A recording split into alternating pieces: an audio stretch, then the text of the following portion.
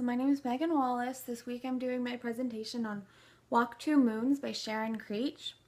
Fun story with this book. So my love of reading really sprang from my mom.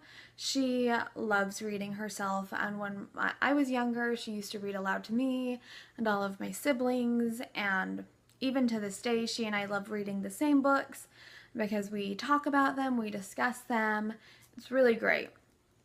But one of the best things my mom used to do was she actually would come in to mine and my older sister's elementary school, and she would read aloud to our classes, which was really awesome. And definitely fond memories that I hold from that. It was just a great experience.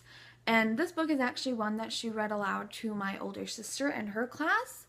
I'd never read it, and so then when I was looking up contemporary realistic children's literature and this book popped up, I immediately recognized the title, and I remembered always being interested in it because my mom and my sister would talk about it, but having never read it myself, I was a little out of the loop. But so I was really excited to finally have like an excuse to read this because I just never gotten around to it.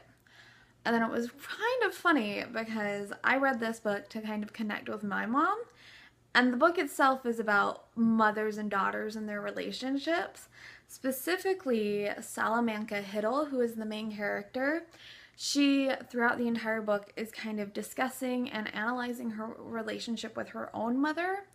Over the course of the book, Salamanca, she goes by Sal, is traveling cross-country with her grandparents to go and see her mother, who had actually left her and her father sometime before. And so it's serious issues this book is tackling, and over the course of this book, Sal is really kind of analyzing her own relationship with her mother and what happened between them and why her mom left. But she doesn't necessarily tackle it straight on most of the time. While she and her grandparents are traveling, she tells her grandparents the story of her friend Phoebe Winterbottom.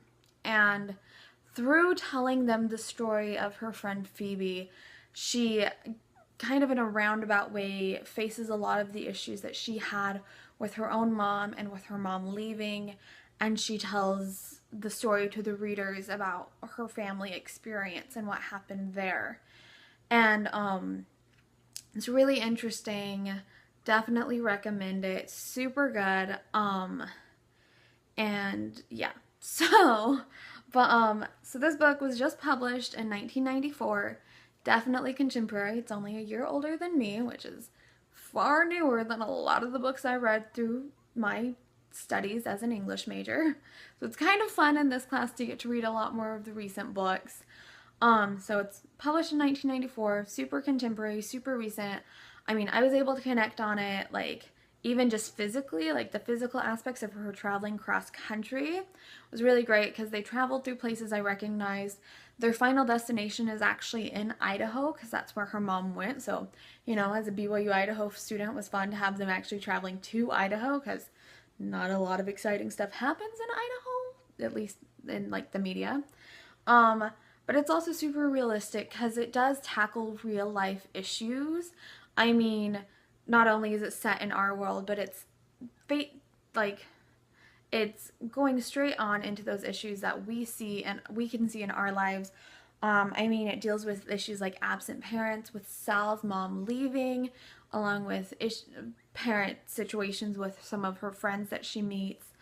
It deals with moving because she moves from where she lived with her dad and her grandparents and her mom to her dad really needs a fresh start, so they move.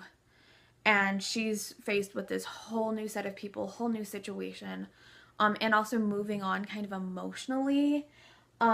Deals with different home lives, different ethnicities and situations, because Sal is actually of Native American descent, and that is a big part in this book. That's actually where the title comes from.